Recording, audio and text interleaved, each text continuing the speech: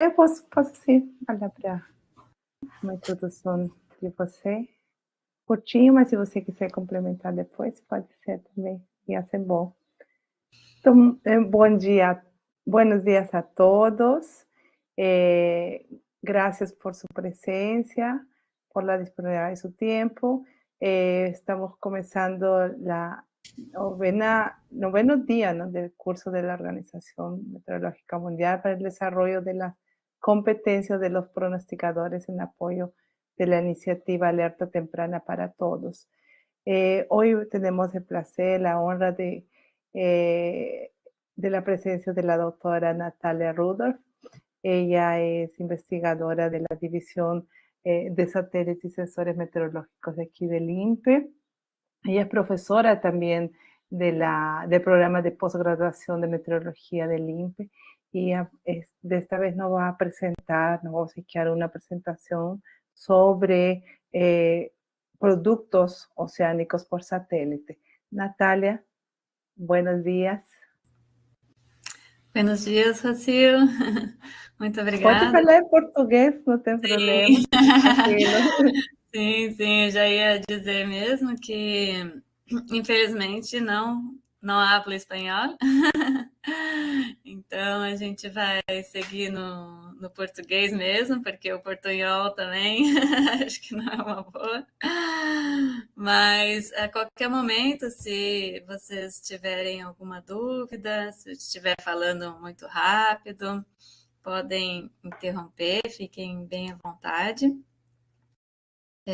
Pode ser que eu passe um pouquinho do tempo, mas espero dar um overview geral, assim, dos principais produtos, pelo menos, né? E eu, quando estiver compartilhando a minha tela, não vou ter mais a visualização de vocês. Então, não escrevam pelo chat, mas fiquem à vontade de falar no áudio mesmo. Ou, se preferirem, ao final da aula, a gente também pode abrir para as perguntas, ok? Vocês estão visualizando a minha tela? Sim, estamos. Só não está ainda no modo apresentação. Não está? Não. Está aberto o PowerPoint, mas assim, a apresentação, mas não está. Eu vou modo mudar completo. aqui, então, o modo de compartilhamento.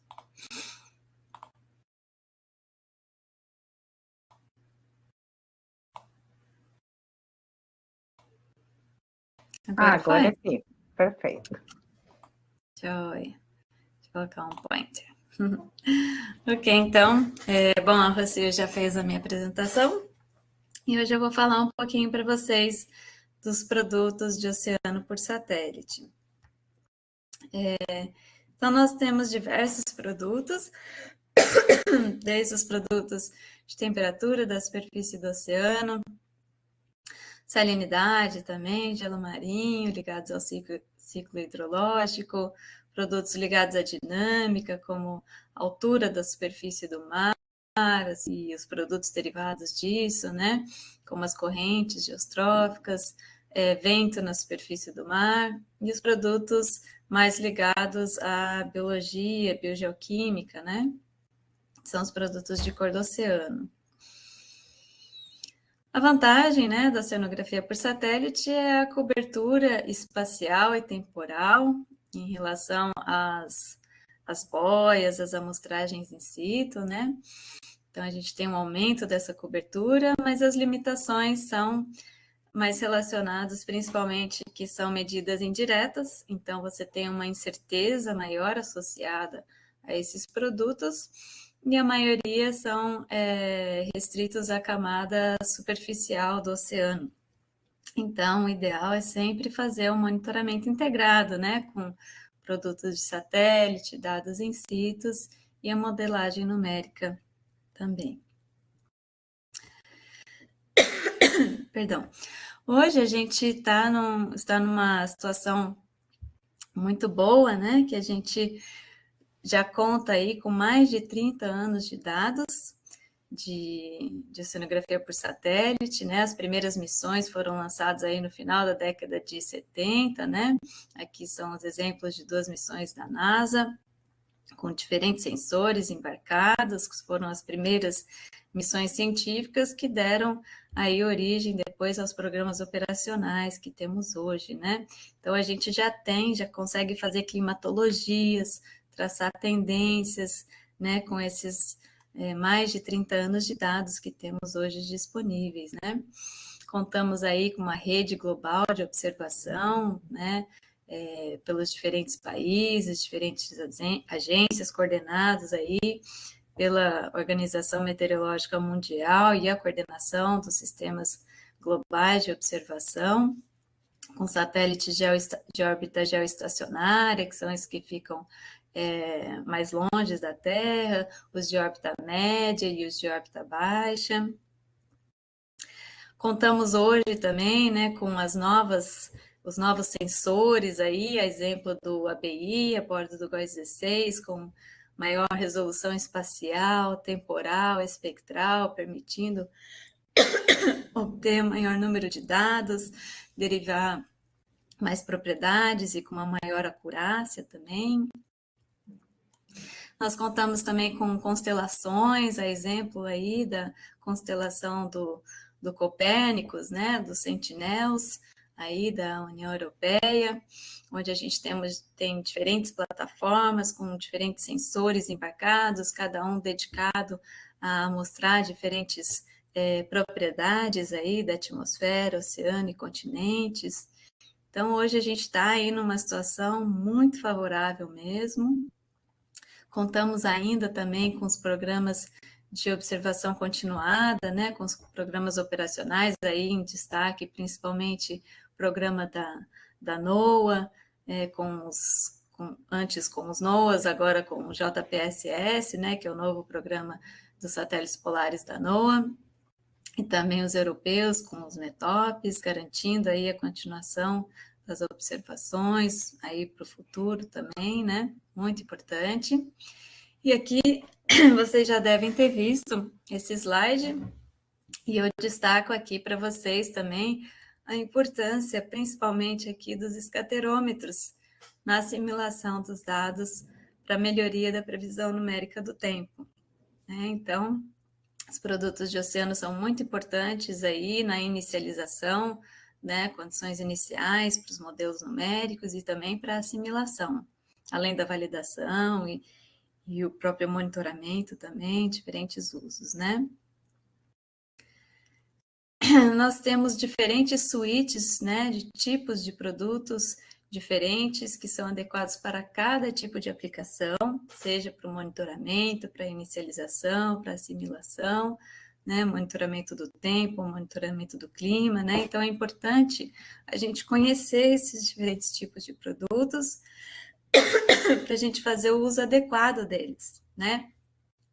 Então, nós temos os produtos NRT, que a gente chama, que são os Near Real Time, que são aqueles que têm a menor latência possível, né, de poucas horas de aquisição do dado, processamento e disponibilização para o usuário, até produtos que podem demorar aí 1 ano até para serem disponibilizados, que são os non-critical time, que são aqueles que daí eles já começam a fazer parte, por exemplo, dos Climate Data Records, que são aqueles produtos que integram missões de diferentes satélites, né, com diferentes sensores para produzir as séries temporais longas, com uma intercalibração entre essas séries, um reprocessamento para que tenha um dado de melhor nível de acurácia possível para que a gente faça, né, possa monitorar tendências de pequenas mudanças ao longo prazo, né?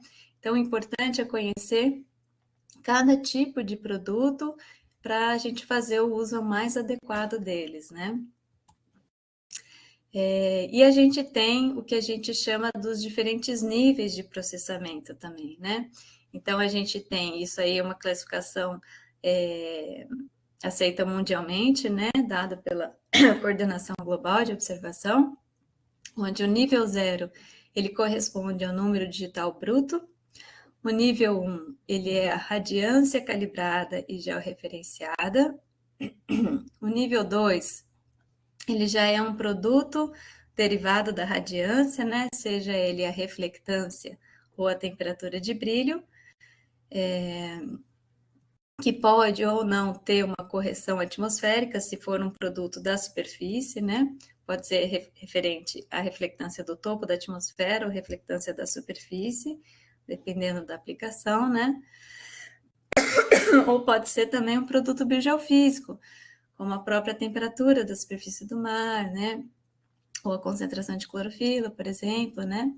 Ele ainda é um produto nível 2.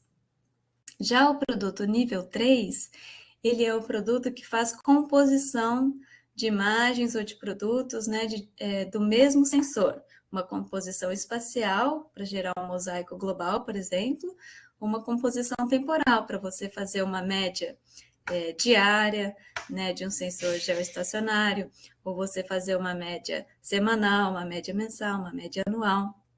Esse é o que a gente chama de produto L3. E o produto L4, ele é um produto que ele agrupa dados de diferentes sensores. Então, você consegue fazer composições globais, né, ou temporais maiores, né, englobando também diferentes produtos de diferentes sensores, dados in situ, também pode incluir saídas de modelos, né, que é o que a gente chama de produtos de análise, né? Então, o importante é conhecer, né, esses diferentes níveis de processamento, repetindo, para a gente saber o uso adequado de cada tipo de produto, né?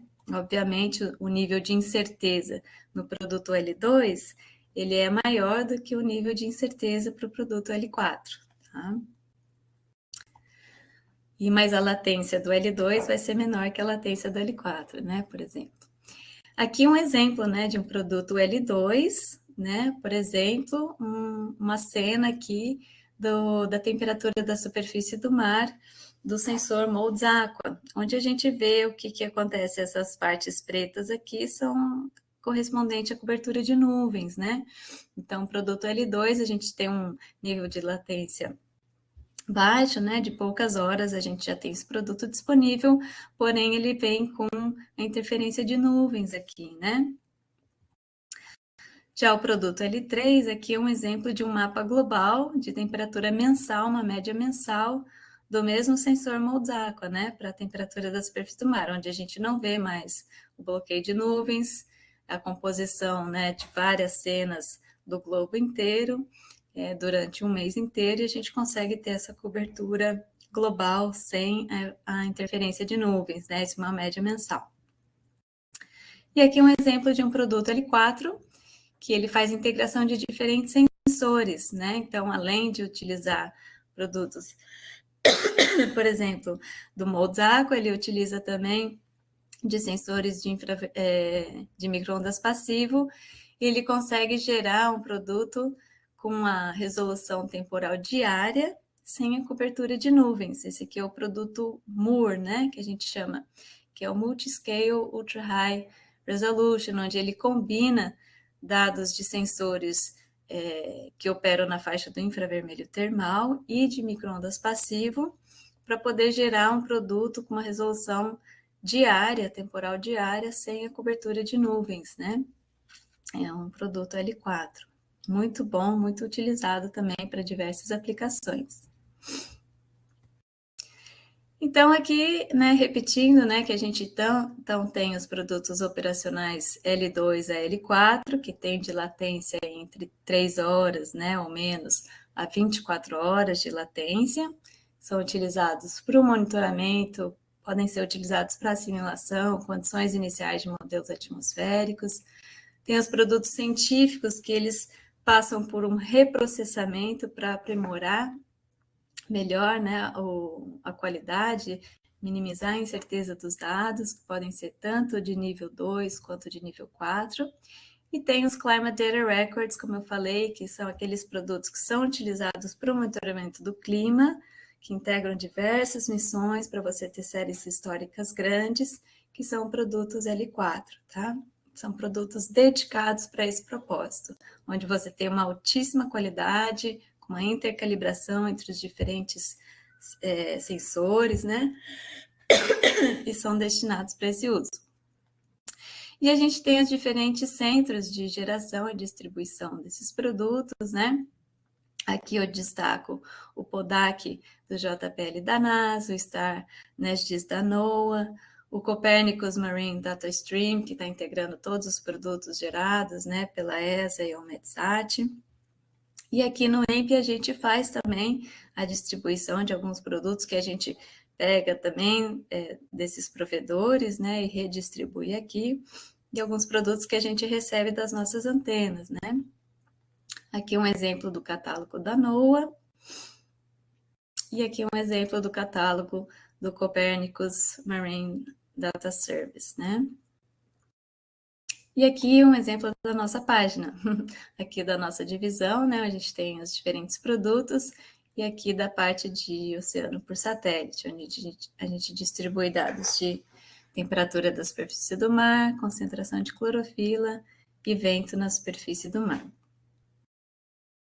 E aqui, só para falar, repetir, né, que a gente recebe aqui no INPE dados de Direct Downlink, que são os dados da antena, a gente recebe dados do Aqua, do SNPP e NOAA 20, do METOP, AEB, o C, né, o ano está mais ativo, o B e o C, e do GOES 16, tá? E a gente recebe também dados de outros provedores, né, via FTP. A gente também redistribui via o GeoNetCast. O Diego depois, numa outra apresentação, vai falar melhor para vocês do GeoNetCast, né? E a gente também recebe dados do GTS também. Bom, alguns desafios, né? Agora, né, com todos esses dados disponíveis e os sensores com maiores capacidades, né, de resolução espacial, temporal, né, espectral, o grande desafio hoje em dia é trabalhar com o armazenamento, processamento e a extração de informações úteis, né, de todo esse volume grande de dados, né?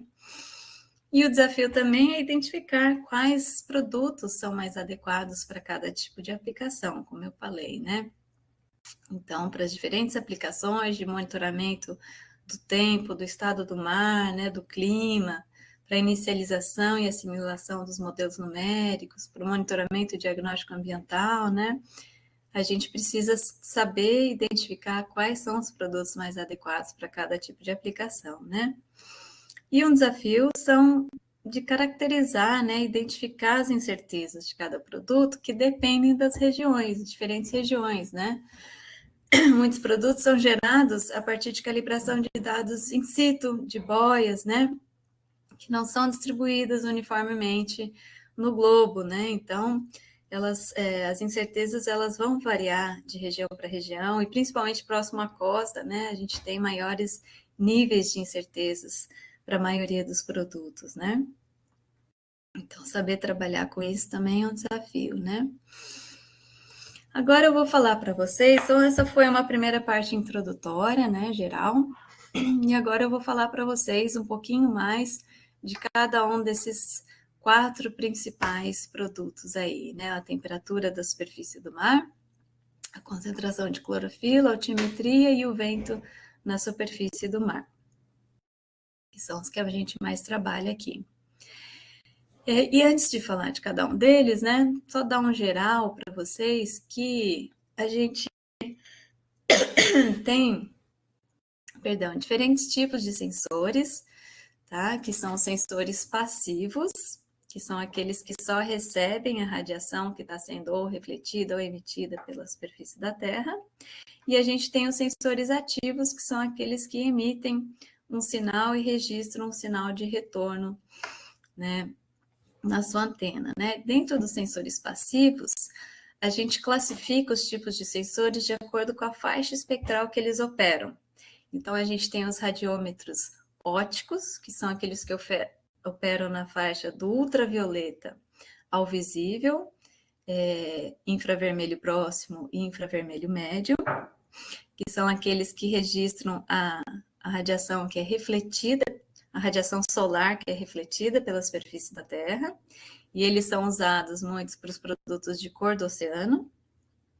A gente tem os radiômetros termais, que registram a radiação que é emitida pela Terra, que opera tanto na faixa, e tem os sensores que operam na faixa do infravermelho termal e os sensores que operam na faixa do micro-ondas, são sensores passivos, né, de micro-ondas, e eles são utilizados principalmente para a temperatura da superfície do mar, salinidade e vento na superfície do mar também, né, os de micro-ondas passivo aqui, tá?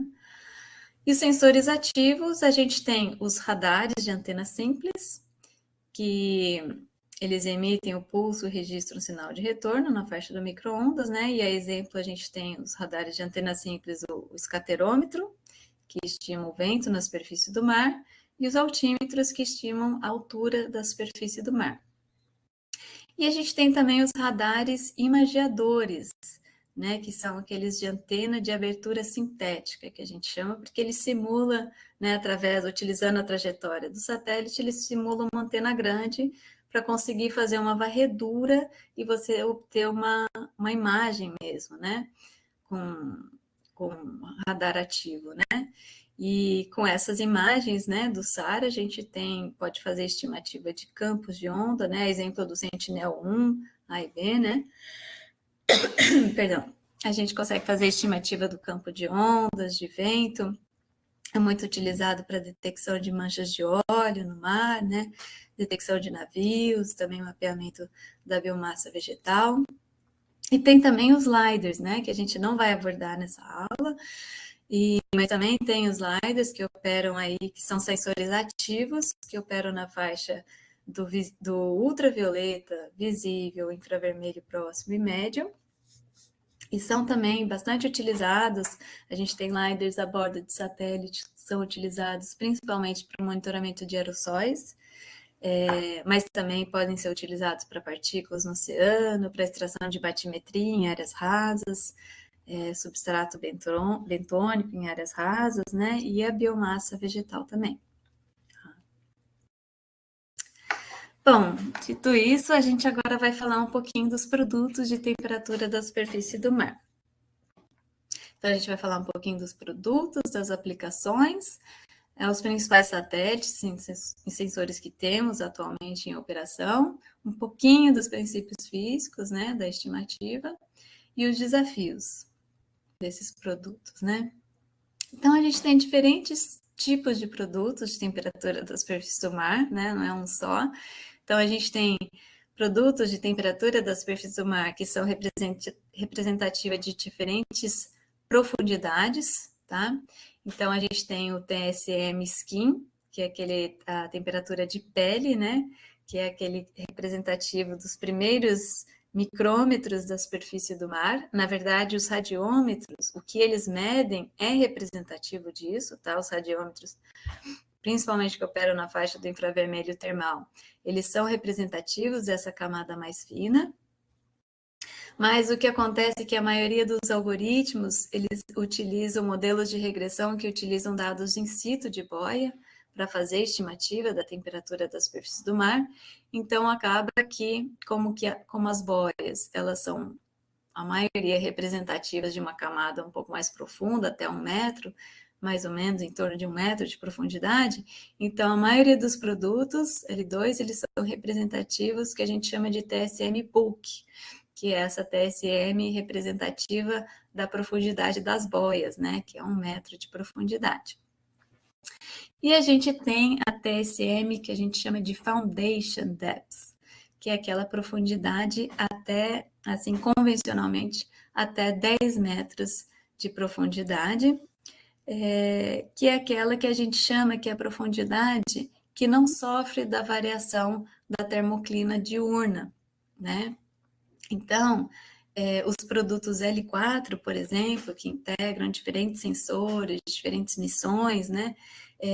Eles são representativos dessa Foundation Depth, ou seja, sem ter a variação da termoclina diária, tá? A gente tem produtos também de climatologia de Reynolds, que é muito famosa, né? Onde você tem mais de 30 anos de dados, e a climatologia ela é muito importante, a média de 30 anos de dados, é muito importante para gerar, por exemplo, mapas de anomalia da temperatura da superfície do mar, e anomalia a gente pode ter em diferentes escalas, né? Anomalia diária, semanal, mensal, anual também, né?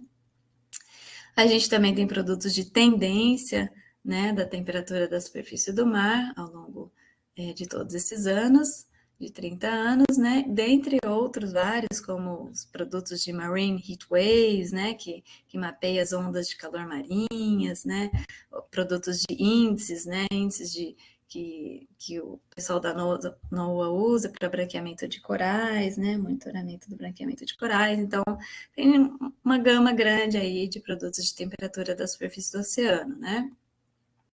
Aqui exemplos de algumas aplicações, né, só para ilustrar. Então, aqui a gente está mostrando aqui a região da confluência Brasil-Malvinas, aqui no sul, né, isso aqui é o Rio da Prata, e mostrando aqui um vórtice, né, com um núcleo quente, e acima dele ventos mais intensos, né?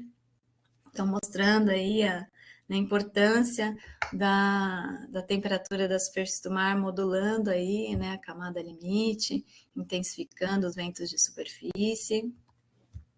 Aqui um outro exemplo de aplicação, utilizando a anomalia da temperatura da superfície do mar, aqui na região onde está passando aqui no caso, a tempestade subtropical Raoni, que ocorreu em 2021, né, junho de 2021, e ele está bem sobre um núcleo quente, né, de temperatura da superfície do mar mais quente aqui, que muito provavelmente pode ter intensificado esse sistema aqui, né? Então, você sobrepor esses produtos ajuda a gente a entender e monitorar esses processos. Aqui um outro exemplo de monitoramento também de ressurgência costeira, né, que é um exemplo que a gente tem aqui no nosso litoral, no Brasil, no Rio de Janeiro, principalmente, a gente tem ocorrência de ressurgência costeira, e a ressurgência ela tem diversas outras implicações também, como o nevoeiro marinho, floração de algas também, né? Aqui o exemplo dos produtos da NOAA, né, do Coral Reef Watch, para monitoramento de índices de potencial branqueamento de corais, né? Aqui são as estações virtuais que a gente tem aqui na costa do Brasil. E aqui mostrando um exemplo de um evento que ocorreu em 2019 aqui, com um índice, né, utilizado pela NOAA, de aumento da temperatura do mar por acho que durante 7 dias, né, e indicando aí um alerta grande, e aqui realmente ocorreu um branqueamento em massa aqui nessa região de Abrolhos. Tá? Aqui um outro exemplo que também para mapear correntes marinhas, né? Isso aqui é uma consultoria que a gente faz para uma associação lá do Aquário de Ubatuba, aqui no litoral norte de São Paulo, onde eles pegam com a gente as coordenadas onde está a corrente do Brasil, para poder fazer a soltura dos pinguins que se perdem aqui no litoral, para que eles possam retornar ali para a Patagônia, para a região sul, pegando a corrente do Brasil, né? E aqui um exemplo de um mapa de tendência de um produto da suíte do Copérnicos, né? Mostrando a tendência da temperatura do mar, da temperatura da superfície do mar, né? Também é muito importante para a gente monitorando o clima, né? Aqui são exemplos das principais missões que estão aí atuais, né, ainda na ativa. Então, a gente tem os sensores de infravermelho termal e a gente tem os sensores passivos de micro-ondas, né, que são muito utilizados aí para a temperatura da superfície do mar. E de infravermelho termal, eles geralmente a gente utiliza os canais entre o 3.9 e o 10 a 13 micrômetros, né? Os principais sensores de órbita polar a bordo de satélites de órbita polar são a VHR, que tem a maior série histórica, né? O MODES Aqua, o VIRS, que está a bordo do JPSS agora, né? o SL e STR a bordo do Sentinel-3. E os geoestacionários, a gente tem o ABI, o Severi, o FCI agora, né, a bordo do Meteosat terceira geração, né, dentre outros. E os sensores de micro-ondas passivo, a gente tem o AMSR, o GMI, o SMAP, dentre outros, né.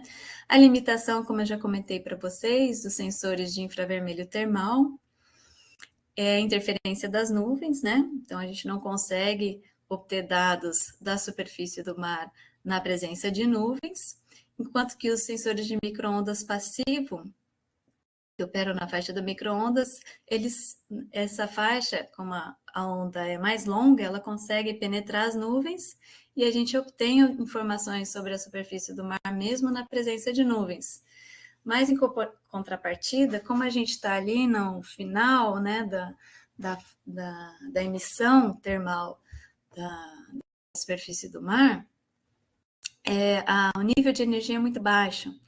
Então, para que a gente possa aumentar o sinal captado pelo satélite, né, pelo sensor a bordo do satélite, a gente precisa ter uma resolução espacial mais degradada. Então, esses sensores têm uma resolução espacial em torno de 25 quilômetros, né? E o que se faz, né, nos produtos L4 aí, que são muito famosos, usados para inicialização de modelos de previsão numérica, né, eles fazem integração de satélites que operam na faixa do infravermelho termal e têm uma resolução espacial e temporal mais alta, com sensores que operam na faixa de micro-ondas, que não tem interferência da cobertura de nuvens, né? Gerando aí esses produtos L4, como o MUR, que eu já mostrei para vocês, né? O Optimal Interpolation da NOAA, né?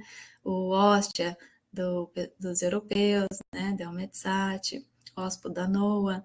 Então, todos esses produtos, eles fazem a integração dos diferentes sensores para gerar um produto de resolução diária, uma cobertura, assim, uma alta resolução espacial também, né, de 1 quilômetro a 4 quilômetros, a maioria, e sem interferência de nuvens, né. O princípio físico, né, básico aí para a geração da temperatura é que todo o corpo, enfim, acima de 0 Kelvin ele emite radiação, né, então a gente emite radiação, a superfície da Terra emite radiação, e essa radiação, o espectro de emissão da radiação, ele está relacionado à temperatura, né? Então, quanto mais alta a temperatura, aqui, por exemplo, menor o comprimento de onda de máxima emissão, aqui, por exemplo, no caso do Sol, né, que tem uma temperatura em torno de 6.000 Kelvin. Já a Terra, né, que tem uma temperatura próxima de 300 Kelvin, a gente tem um máximo de emissão próximo de 10 micrômetros, né? E são ali os canais que são utilizados para derivar a temperatura. Então, utilizando a famosa equação de Planck, né, invertendo essa equação, a gente consegue, a partir da radiância medida pelo satélite, determinar a temperatura de brilho. E a partir da temperatura de brilho, a gente consegue determinar a temperatura real, conhecendo a emissividade dos diferentes alvos, né? E no caso do oceano, na faixa do infravermelho termal, que é onde ele tem, né, a máxima emissividade, próxima aí de 10 micrômetros, a emissividade dele é em torno de 1, né, bem próxima de 1.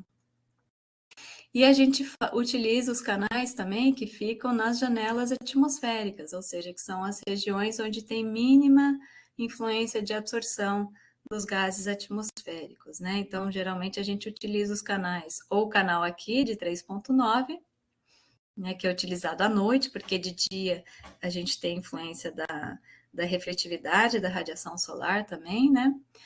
E os canais aqui entre 10, 11, 12 micrômetros são os mais utilizados para fazer a estimativa da temperatura da superfície do mar.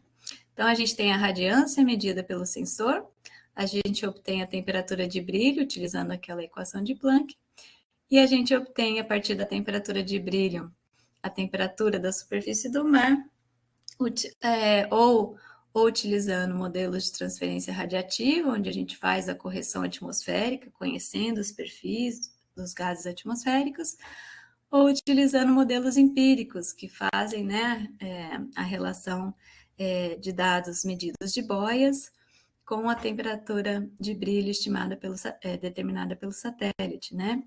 Esses modelos empíricos funcionam muito bem, são os mais utilizados, né? Os mais famosos aí são esses, né? O split window, multi-channel e o nonlinear SST, né? São os mais empregados para determinar a temperatura das superfícies do mar. E claro que tem técnicas mais avançadas também de computação, com inteligência artificial, né?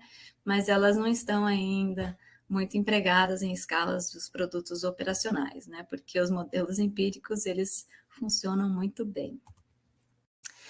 Mas não é simples, né? Parece simples, mas não é. Tem toda uma cadeia de processamento aqui, só para mostrar para vocês, toda uma cadeia de processamento para gerar o produto final, né?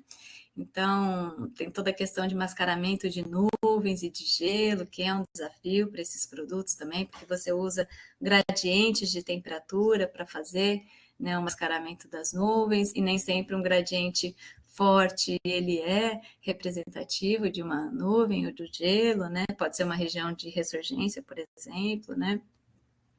Mas, enfim, tem toda uma cadeia grande. Isso aqui é um exemplo da cadeia do ABI, do CORE 16, né? Só para exemplificar para vocês que é uma cadeia grande de processamento, né? E eles têm controle de qualidades rigorosos também nessa cadeia de processamento. Então, todos os produtos, eles vêm com o que a gente chama de flags, né? Que são bandeiras de controle de qualidade. Né? Então, aqui é exemplo do O16, cada produto tem diferentes denominações para essas flags, né?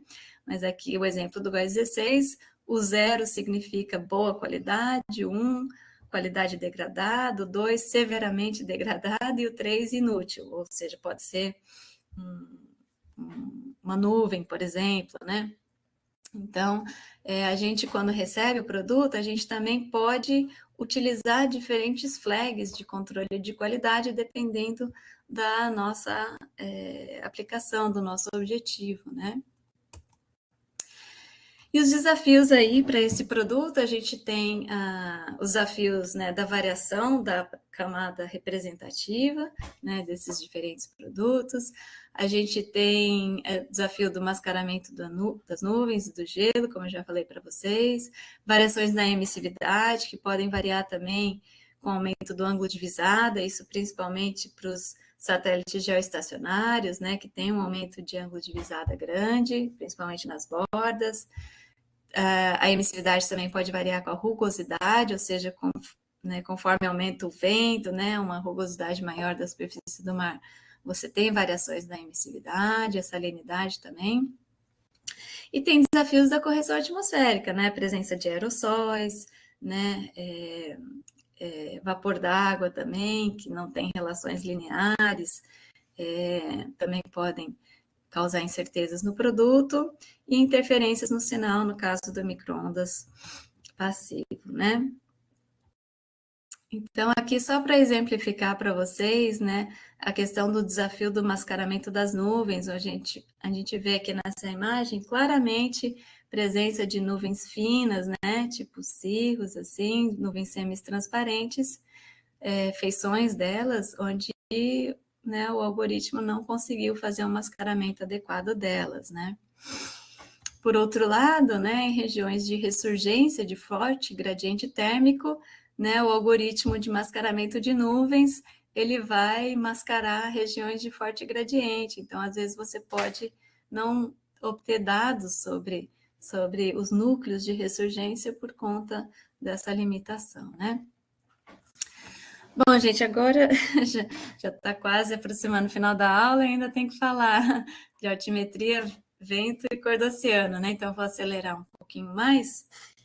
Mas vocês vão ter essa apresentação depois, para vocês olharem ela com mais calma, né? E qualquer dúvida que vocês tiverem, podem entrar em contato comigo, né? A altimetria por satélite, a gente tem diferentes produtos, né? Tem a altura da superfície do mar, a gente tem a anomalia, da altura da superfície do mar, a altura significativa de onda e a topografia dinâmica, né, que são as correntes geostróficas. E tem ainda alguns produtos secundários, né, que a gente chama, que também podem ser derivados dos dados de altimetria, como a rugosidade da superfície do mar, o vento e a cobertura e espessura do gelo marinho também podem ser derivadas a partir dos altímetros, tá? As principais missões aqui são a série JSON, muito famosa, muito conhecida, mas tem alguns outros também muito importantes, altímetros de missões da CNES, da ESA, da China também, né? O altímetro, ele tem 3 tipos principais aí, sistemas de aquisição de altimetria, né? Então, a gente tem o radar, que é o principal, né? O mais utilizado, que ele é um sensor, uma antena de antena simples, né? Com visada nadir, que opera geralmente nas bandas KU e C, tá? Mas a gente tem também, a bordo do Sentinel-3, o que a gente... Alguém gostaria de falar? No, disculpa, es que se me activó el micrófono. Disculpa. Ah, tá bom. A bordo do Sentinel-3, a gente tem um altímetro também, esse SARAL, que ele é um altímetro que ele utiliza um modo de aquisição e processamento que aumenta a resolução espacial. Então, a maioria dos altímetros convencionais, digamos assim, eles têm uma resolução em torno de 7 quilômetros. E esse do Sentinel-3, ele consegue utilizar um sistema, um modo de aquisição e processamento que consegue chegar a uma resolução de até 300 metros, que é bem interessante, principalmente para as regiões costeiras, né? E temos também a missão SWOT, que é uma missão nova aí, né? É uma missão científica, não é operacional, né? Mas ela trabalha com um sistema de antenas laterais, que permite o processamento em modo SAR e de interferometria, onde você consegue ter um imageamento da altimetria da superfície do oceano e de águas continentais, e você consegue ter uma resolução de 2 a 70 metros, né? Então, esse aqui é o exemplo do sistema de aquisição do SWOT, né? O SWOT é o Surface Water and Ocean Topography, né? Uma missão bem interessante da NASA, e tem sido aí utilizado principalmente para nível de reservatórios, de águas interiores, né? Mas também para mapear correntes e sistemas em alta resolução na zona costeira, né? Que é um exemplo, né? Da alta resolução para resolver os sistemas de submesescala utilizando essa missão, né? Os altímetros, então, eles medem a altura do oceano ao longo da sua trajetória, então ele não tem uma varredura larga, assim, né, como a gente está acostumado a ver com os satélites polares para a geração da TSM, por exemplo, né?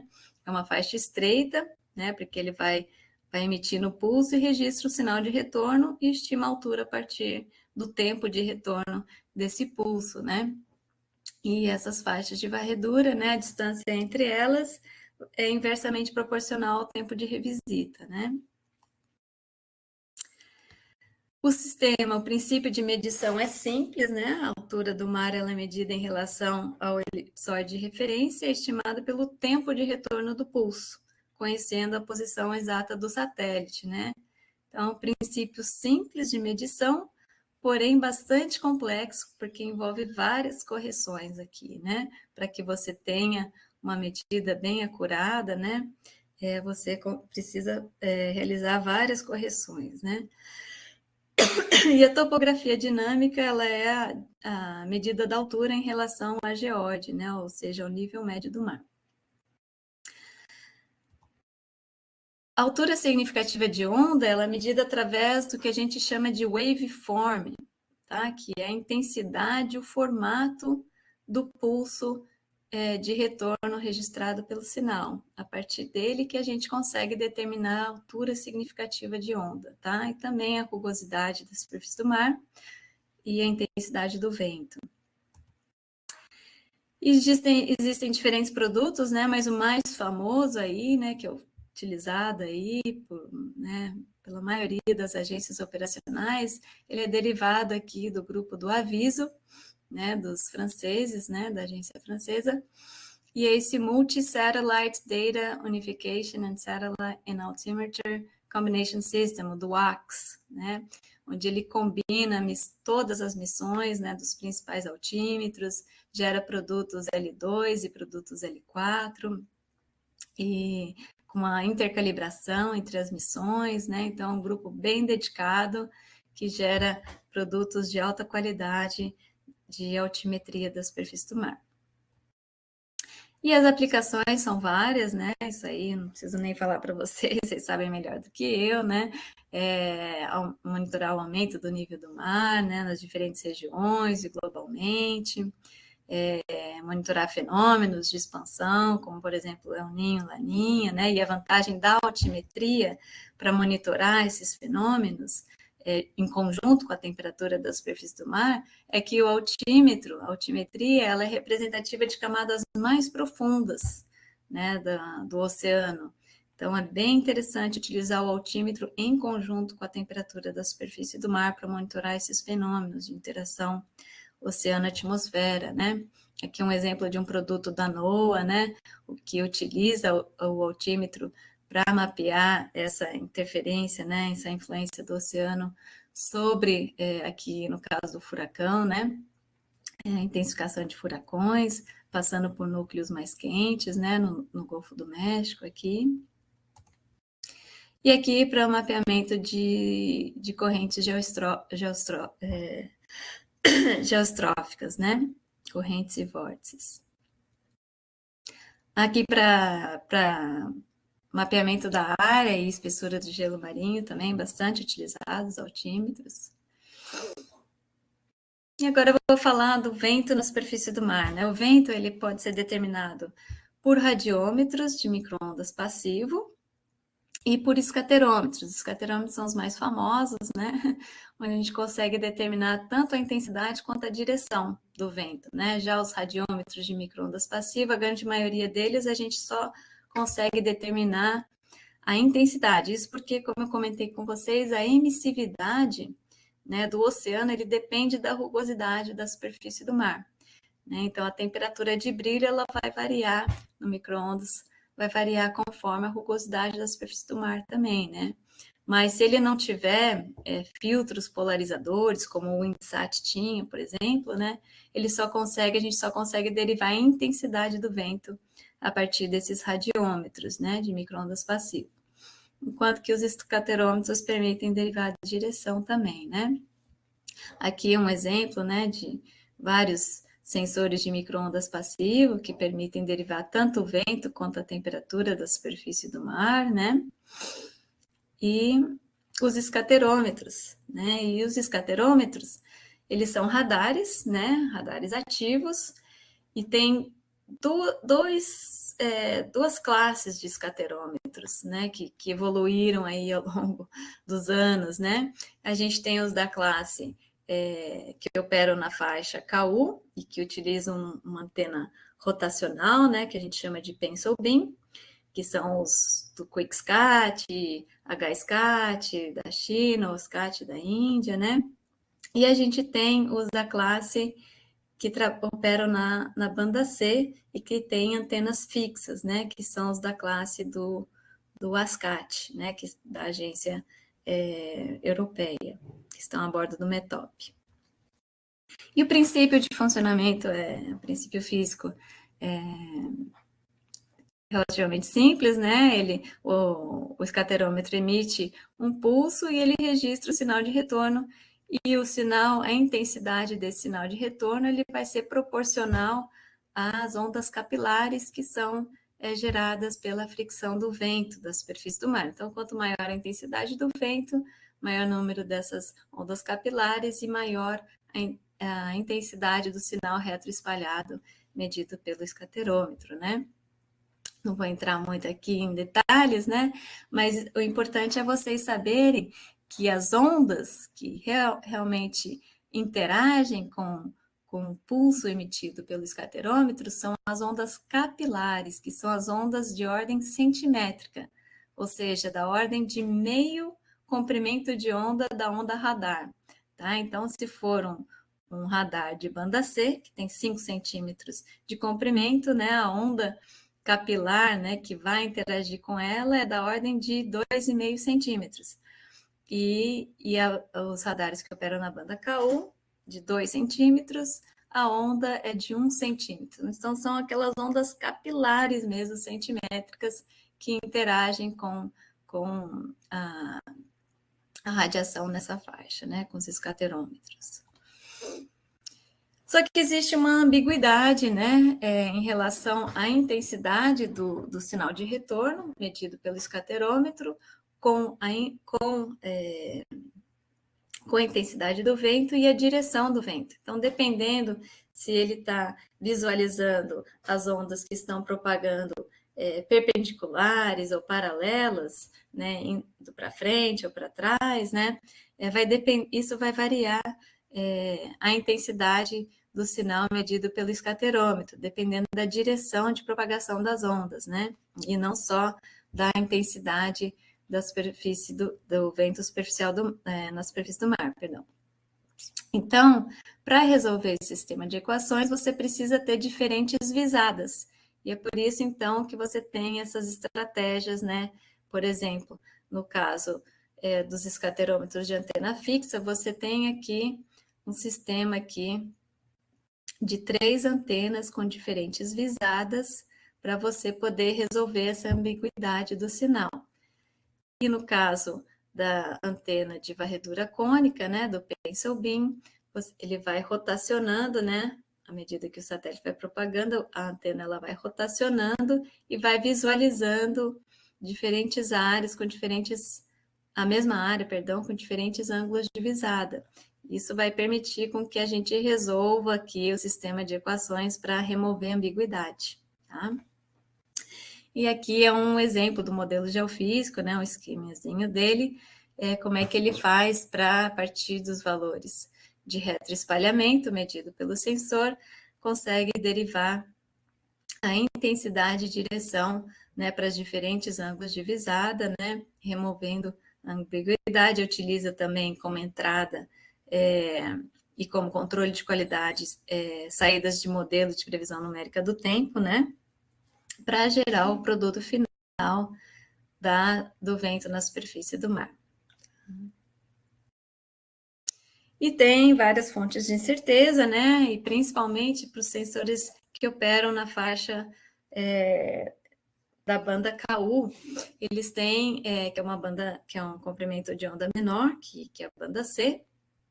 Então, eles têm uma interferência da gota de chuva, né? Gotas grandes de chuva, né? Então, não é qualquer, né, sistema que vai oferecer interferência no sinal, mas para sistemas, né, que tem gotas de chuvas grandes, ele pode ocasionar uma atenuação no sinal e gerar uma maior incerteza na geração, principalmente para esses sensores de banda KU. Os sensores de banda C já não sofrem esse tipo de interferência, tá? E aqui um exemplo das aplicações, né? Aqui mostrando um exemplo, esse slide antigo, mas atual, porque continua, né? Os modelos numéricos evoluíram, né? De 2006 para cá, mas ainda não conseguem representar intensidades de vento, por exemplo, com a força de furacão, né? O que os escaterômetros conseguem, né? Aqui é um exemplo do aumento do número de observações de ventos com força de furacão a partir de escaterômetros, né, comparado aos modelos, né, e até observado por boias, né, e outros sistemas. Aqui outro exemplo também, mostrando, né, os diferentes escaterômetros também, eles conseguem registrar de forma diferenciada os sistemas, né, os que operam na banda KU e na banda C também, né, mas ambos conseguem chegar a estimar ventos com velocidade alta, né? E aqui uma aplicação muito importante que cai muito bem aqui para esse curso, né? É a questão do posicionamento, o uso, né, dos campos de vento na superfície do mar para o posicionamento dos sistemas que a gente observa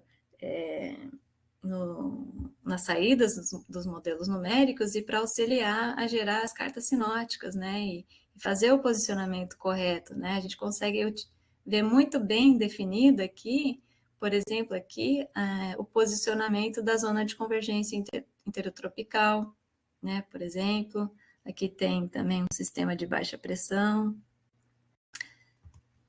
Aqui a gente consegue ver também outro sistema de baixa pressão, e aqui um posicionamento da frente estacionária. Aqui um outro exemplo, né, das ACAS, a zona de convergência do Atlântico Sul, né, onde a gente vê a convergência dos ventos na superfície. Então, é um produto muito interessante para ser utilizado na previsão do tempo também, em conjunto com as saídas dos modelos numéricos para o posicionamento correto dos sistemas, né? E os escaterômetros também são bastante utilizados para o mapeamento do gelo marinho. E aqui, por fim, para finalizar, falar um pouquinho para vocês sobre os produtos de cor do oceano, né? O carro-chefe dos produtos de cor do oceano é a concentração de clorofila A, mas ele não é o único, né? Existe uma gama grande de produtos, como o coeficiente de atenuação vertical da luz, que é um indicativo da transparência da água, os coeficientes de absorção da luz pelo fitoplâncton, matéria orgânica dissolvida e particulada, coeficiente de reto espalhamento das partículas, o carbono orgânico particulado e o carbono inorgânico particulado, a turbidez da água, o material em suspensão, grupos de fitoplâncton, floração de algas marinhas, algas flutuantes como o sargasso, né?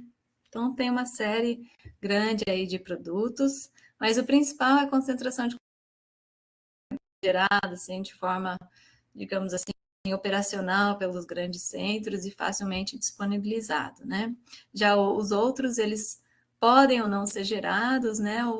Ou podem ser gerados numa escala mais regional ou para um evento mais específico, né? E aqui as diferentes missões que a gente tem, né? A principal delas é o MODES Aqua, né? Que gerou bastante dados e ainda está gerando, né? Desde 2002. Tem o sensor VIRS a bordo do SNPP e JPSS, do Programa Operacional da NOAA, o OLSE do Sentinel-3, o GOES, que é um geoestacionário coreano, bem interessante. Tem também né, o SGLI da JAXA, né, da agência japonesa, e um muito interessante, né, que foi lançado esse ano, né, o PACE, que é o Plankton Aerosol Cloud Ocean Ecosystem, que é um sensor muito interessante, hiperespectral, dedicado aí para ser usado para monitoramento dos aerossóis e das partículas no oceano, né, incluindo o fitoplâncton. Então, como ele tem, né, vários canais espectrais, né, a ideia é que você consiga resolver melhor a questão, principalmente aí dos RABs, né, floração de algas tóxicas, porque hoje a gente consegue determinar a floração, mas diferenciar quais espécies que estão associadas a essa floração, isso aí é um grande desafio, né? Aqui um pouquinho, né, dos princípios físicos. Então, os radiômetros, né, que são utilizados para a cor do oceano, eles determinam a radiação solar que é refletida da superfície do oceano, né? Então, a partir da curva de reflectância, né, ou seja, a reflectância nos diferentes comprimentos de onda, a gente consegue estimar quais e quantos constituintes tem presentes no corpo d'água. Aqui é o exemplo de uma curva de reflectância para uma água com bastante sedimentos e suspensão, onde você tem uma alta reflectância, principalmente aqui, os comprimentos de ondas maiores, né, no infravermelho próximo. Aqui um exemplo de uma curva com mais concentração de clorofila, né, com fitoplâncton, floração de algas, onde você tem uma menor reflectância, porque ele está absorvendo mais radiação, né? E aqui um exemplo de uma reflectância de água mais clara, né? Onde você não tem nada absorvendo aqui nos comprimentos de onda do azul, e por isso que a gente enxerga a água azul, né? E aqui exemplos de aplicações, né? Então, floração de algas, monitoramento de floração de algas, mas como eu falei para vocês, a gente consegue mapear a floração, mas a gente não consegue, por satélite, identificar qual espécie que está associada ainda, né? Com esses sensores multiespectrais. Espera-se que com o PACE e outras missões hiperespectrais a gente consiga. Índice de algas flutuantes, né? Um produto aí também que tem sido bastante utilizado aí para mapear algas flutuantes, dentre elas o sargasso, que é um grande problema aí para os países, né? Do Caribe, né? Monitoramento de derrame de óleo também, né? Os programas que fazem o monitoramento de derrame de óleo também precisam utilizar o produto de concentração de clorofila para eliminar o que a gente chama de falsos positivos, que são aquelas manchas, né, escuras na imagem, que não são decorrentes de derrame de óleo, mas de floração de algas, né? E os desafios são vários, né?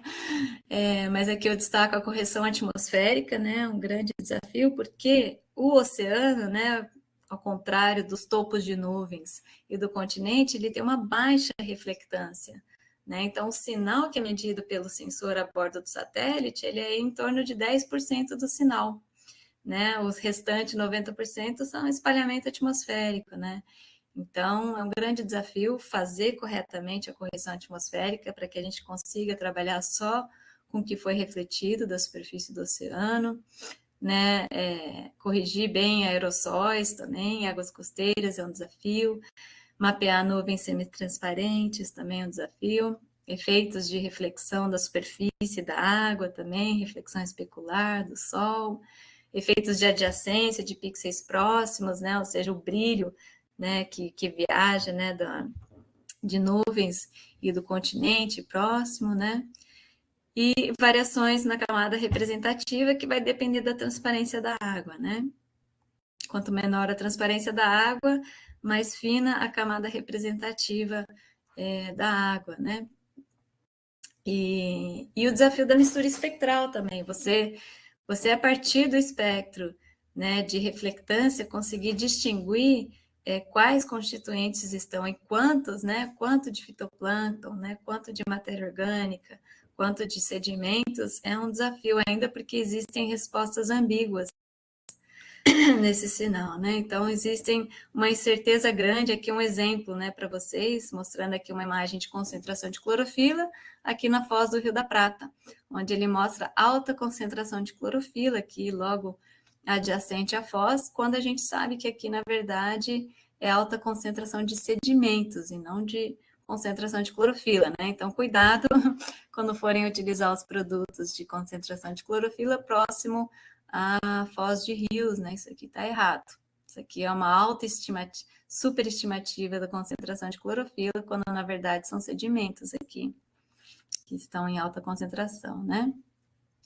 E o desafio da cobertura de nuvens, né? A gente tem também, né? Assim como para a temperatura da superfície do mar, para os sensores que operam na faixa do infravermelho termal, também os radiômetros ópticos que operam na faixa do visível, a gente também não consegue extrair informação na presença de nuvens. Então, a solução é integrar diferentes sensores e fazer composições temporais também, né, de médias semanais. Dependendo da aplicação, ela pode ser suficiente para aumentar a cobertura espacial da observação da superfície, né? Tem ainda vários outros produtos que a gente não citou aqui, né, mas que são importantes, né, como os produtos do gelo marinho, citei alguns, né, um pouquinho, né, mas o gelo marinho ele pode ser derivado de diferentes tipos de sensores, desde os micro-ondas passivos, altímetros, escaterômetros, LiDARs, também o VIRS, né, o Day Night Band do VIRS também pode ser usado.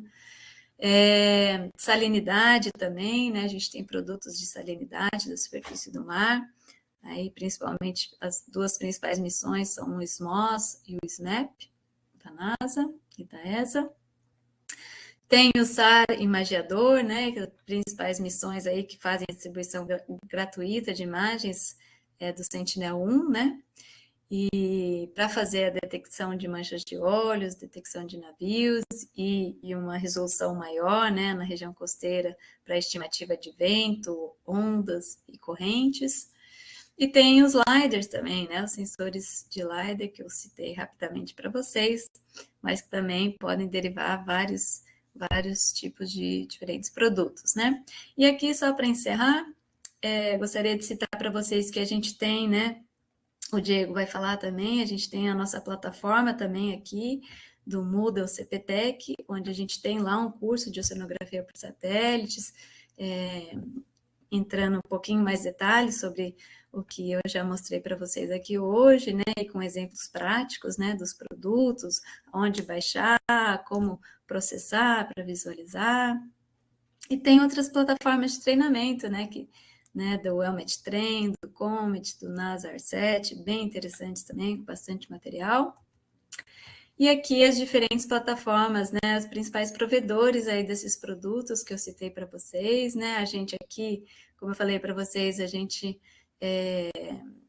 redistribui bastante produtos, né, e a gente também atua no desenvolvimento de alguns produtos, na melhoria, né, no mapeamento da incerteza deles, né, na escala regional.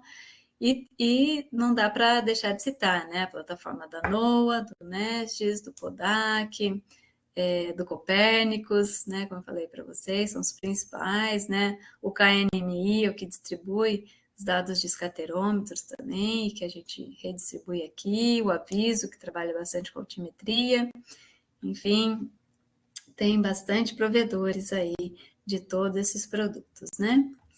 E é isso, pessoal, obrigada, desculpa passar um pouquinho do tempo, meu nome é Natália, de novo, né, aqui está o meu e-mail também, se alguém quiser fazer algum contato depois, a gente está disponível aí. E abro agora para perguntas, se alguém tiver algum comentário, alguma pergunta, podem falar. Obrigada, Natália, parabéns pela apresentação, muito boa, excelentes informações, e bem úteis, e realmente bem didática também a tua apresentação, nossa, foi muito bom, aprendi bastante. Obrigada. Então, vou abrir para as perguntas, no chat tem o Martim Pirotti, da Argentina, perguntando quais são os produtos desses CT que estão livres e quais para a região antártica. Funcionam também quando o mar se congela? Eles funcionam, esses dados são úteis quando o mar está congelado? Então, quais são os produtos de temperatura que estão livres? Todos esses que eu mostrei para vocês, eles são distribuição livre, gratuita, por todos aqueles centros que eu mostrei para vocês. E que é para a região antártica, especificamente, algum desses produtos você já chegou a ver? Então, para a região antártica especificamente, então, o que eu indico mais são os produtos L4, porque ali ele consegue fazer um filtro bom do gelo marinho, ele utiliza um produto diferenciado, né, mapeado só do gelo marinho, como entrada nesse produto para você fazer o mascaramento, porque a gente realmente não consegue determinar a temperatura da superfície do mar quando está congelado. Na presença de gelo marinho, você não determina, então você tem que utilizar uma máscara de gelo marinho para fazer esse mapeamento, tá? Então, os produtos L4 são os que têm uma incerteza menor associado, né? E tem esse produto... Eles já devem fazer essa correção, né? Sim. Do gelo marinho. Eles fazem o mascaramento, né? Eles tiram essas regiões na presença de gelo marinho, você não tem a determinação da temperatura. Alguém mais teria uma pergunta? Martim, você queria... E só para complementar, desculpa, Rocio, é que também, esses dias eu interagi um pouquinho com o pessoal da Marinha aqui, E além, né, todos os produtos na Antártica você tem que ter né, um trabalho especial com eles, né? E os escaterômetros, né?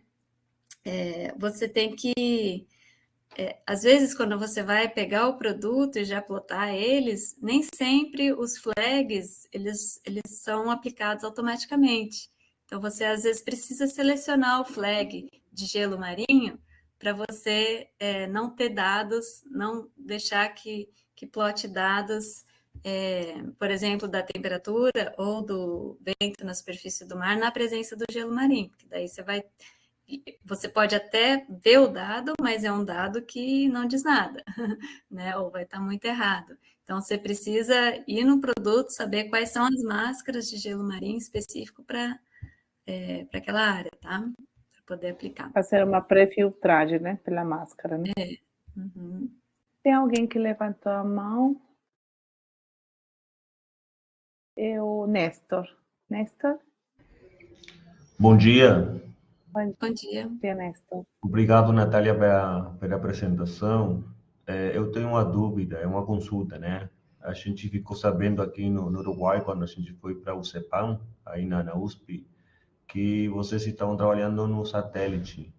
Ele terá um sensor que vai melhorar o monitoramento e o diagnóstico da meteorologia marinha?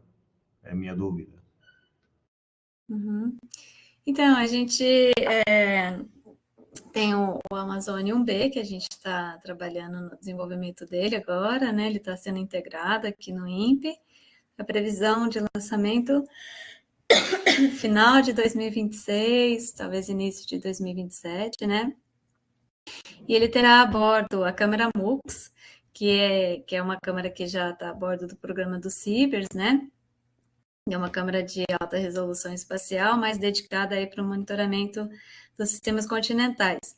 E vai ter a bordo também o GNSS-R, que é um sensor que ele mede a radiação que é refletida, a radiação que é emitida pelos sistemas de GPS e que é refletida da superfície da Terra. Então, ele vai ter uma antena receptora desse sinal de GPS refletido da superfície da Terra. E é muito similar ao programa da NASA, né, o Cyclone GNSS-R, que ele permite a estimativa de vento, principalmente, né? Tem várias outras produtos que a gente consegue derivar, né? Mas o principal é o vento na superfície do mar. Então, a gente vai trabalhar com esse produto também, ele vai complementar aí os produtos vento por escaterômetro, né? Então, a gente vai estar, a partir de 2027, provendo esses dados também. Uhum. Para aumentar a cobertura aí de dados de vento na superfície do mar para a gente.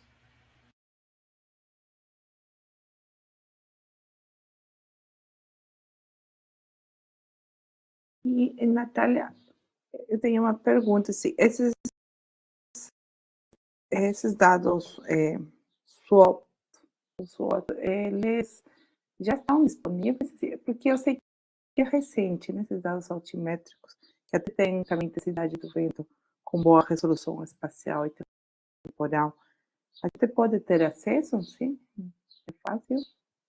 Sim, no PODAC eles já estão distribuindo esses dados, só que assim, né, são recentes, é uma missão científica, então a gente tem que ainda fazer um esforço aí de validação desses dados, né, e para a gente poder utilizar eles com mais critério, assim, mas eles já estão disponíveis.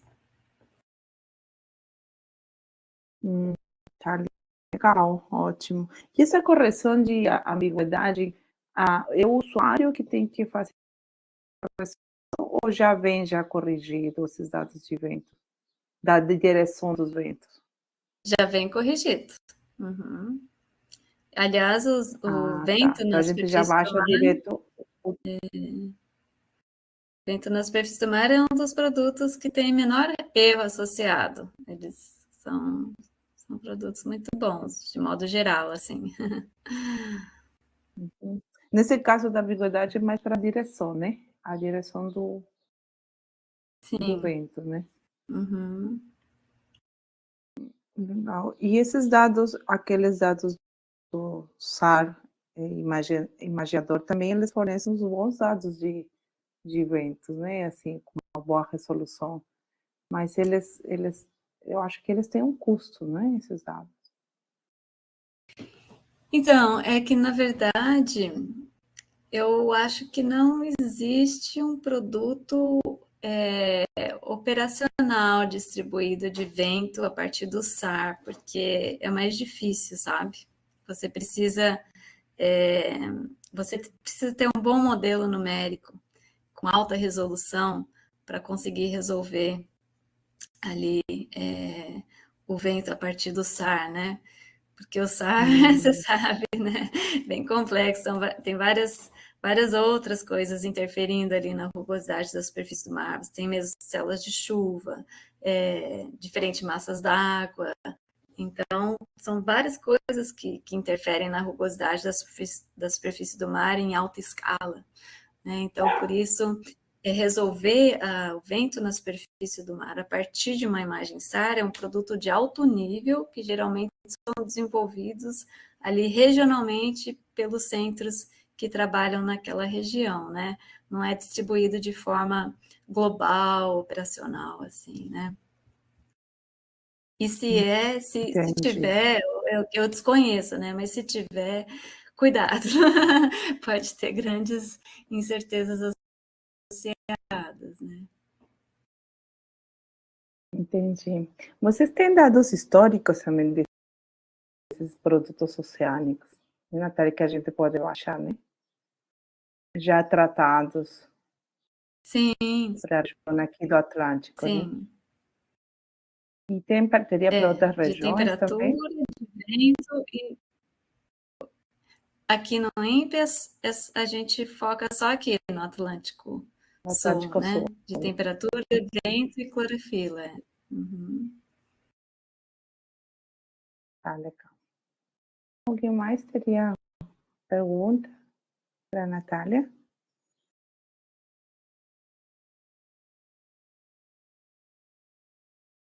Tenho aqui qual recomendaria para ver o gelo marinho?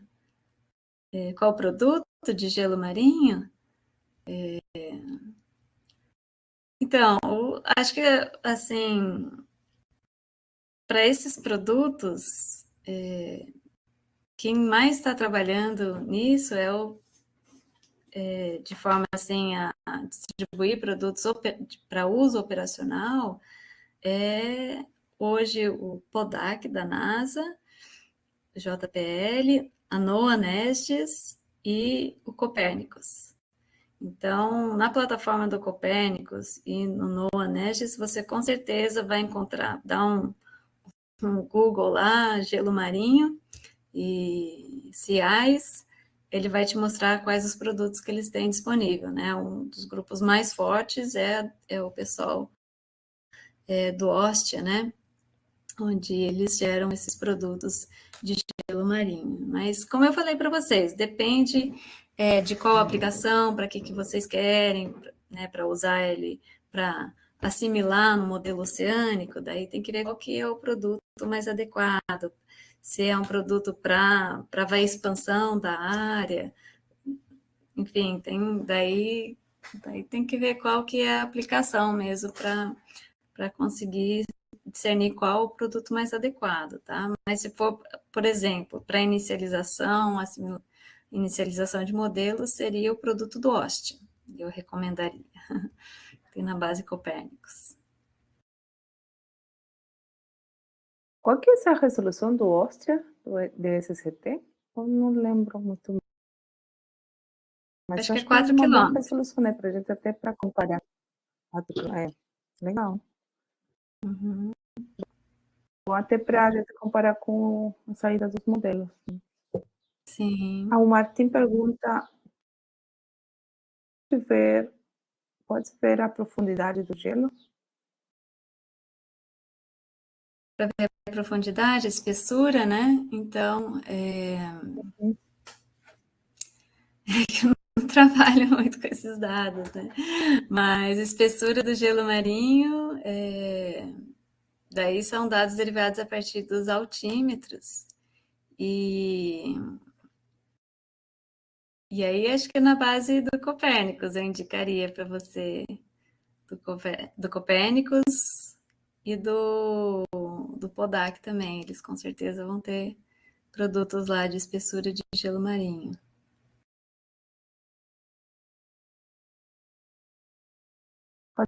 Podemos depois a gente consultar para os especialistas da parte de trabalhando na Crossfeira, né? Sim. Aí a gente pode ir depois para a próxima aula ou a gente envia para vocês. Podemos perguntar. Aí teria mais outra pergunta para a Natália? O Martim agradece.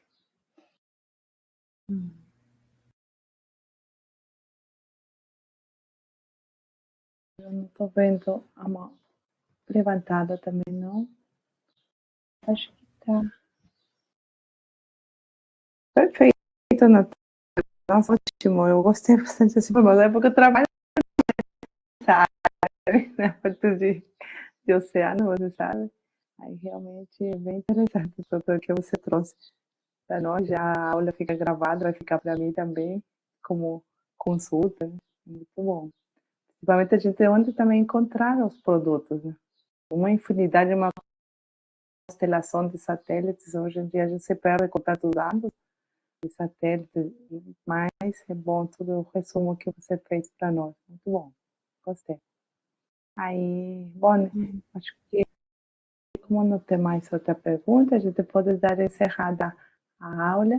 Se você quiser falar algo mais, Natália?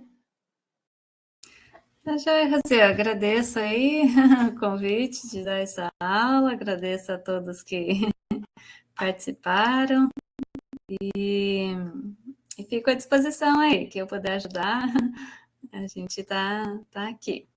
Tá joia? A gente também agradece muito também, Natália, pela sua aula. Muitíssimo obrigada. Muitíssimo obrigada a todos também pela presença. E a gente continua no período da tarde com a aula da Ariane. Muito obrigada a todos. Obrigada, tchau, tchau. Tchau, tchau, Rocio. Tchau, tchau, todo Natália, tchau. Aproveito no curso aí para vocês. Obrigada.